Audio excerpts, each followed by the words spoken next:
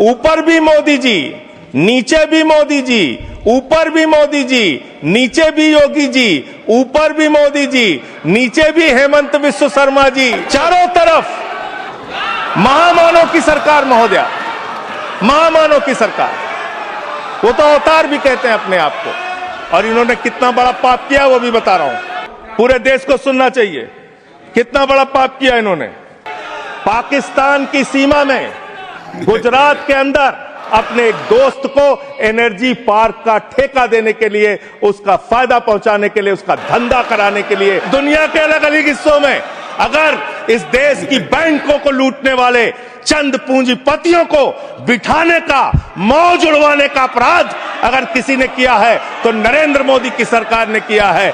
हम लोगों ने टीवी चैनल पे खबर देखी, विजय माल्या आएगा, तिहाड़ के बैरक में रहेगा, यहां पे उसका रोका जाएगा, यहां उसको सजा दी जाएगी। टीवी चैनल वाले खबर चला रहे थे और ये लोग भी बोल रहे थे विजय माल्या को लाएंगे। 9,000 करोड़ रुपए की लूट करने वाला विजय माल्या आज विदेशों में बैठ के चिढ़ा रहा है। और एक ललित मोदी है, उसने कौन से देश की, संजय रावत जी, मुझे तो नाम में भूल गया, बानुआतू की नागरिकता ले लिया उसने कहा 1 करोड़ रुपए जमा करो, बानुआतू चलो, बानुआतू चला गया। अरे हिंदुस्तान, नितिन संदेशरा 6,000 करोड़ रुपए हिंदुस्तान का लूट के विदेशों में बैठा हुआ है, आपको चिढ़ा रहा है। हिंदुस्तान के डकैत आज विदेशों में बैठ के हमको चिढ़ाने का काम कर रहे हैं। जिन्होंने हमारी बैंकों को लूटा है, जिन्होंने आम आदमी का पैसा लूटा है, वो 20,000 करोड़ की लूट करने वाला नीरव मोदी और मेहुल चौकसी कई वर्षों से हिंदुस्तान छोड़ के बाहर बैठा हुआ है, चिढ़ा रहा है इस देश को। उस डकैत को आप पकड़ के अब तक क्यों नहीं ला पाए? जवाब दीजिए, क्यों नहीं इसका पासपोर्ट जब्त किया आपने? ललित मोदी आपका दोस्त, आपके नेताओं ने उसको भगाया हिंदुस्तान से। 3,000 करोड़ रुपए हिंदुस्तान की बैंकों का लूट के विदेशों में बैठा हुआ है, क्यों नहीं आज तक आप उसको वापस ले पाए?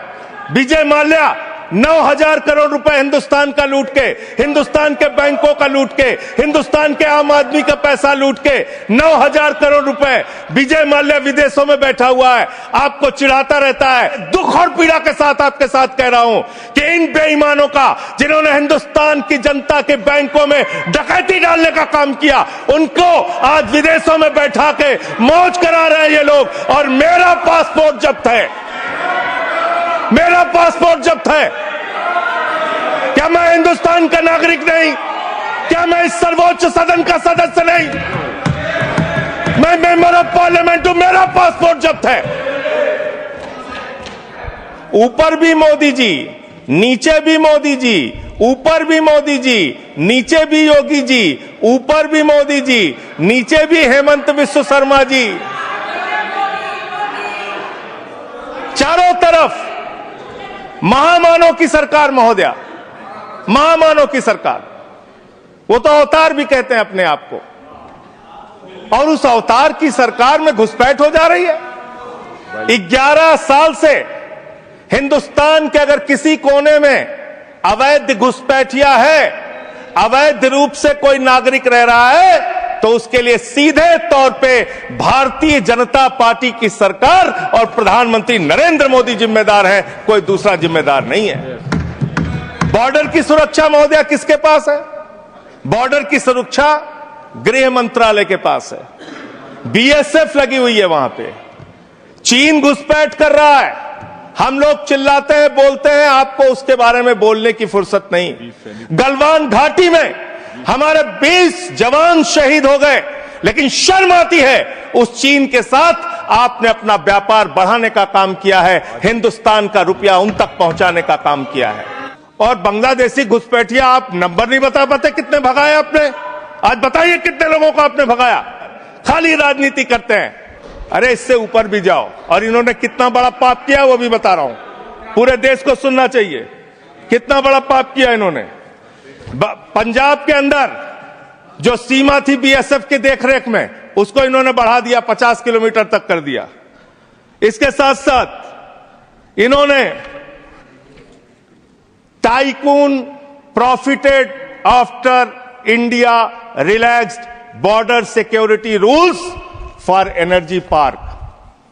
एनर्जी पार्क बनाने के लिए पाकिस्तान की सीमा में, गुजरात के अंदर भारत की सुरक्षा कानूनों में रिलैक्स देने का काम इस अपराध इस सरकार ने किया है। अपने एक दोस्त को एनर्जी पार्क का ठेका देने के लिए, उसका फायदा पहुंचाने के लिए, उसका धंधा कराने के लिए, देश की सुरक्षा के साथ अपने दोस्त को फायदा पहुंचाने के लिए, अडानी को फायदा पहुंचाने के लिए आपने बॉर्डर की सुरक्षा पे, वहां के कानूनों पे रिलैक्स देने का काम किया। कितने शर्म की बात है, कितने शर्म की बात है।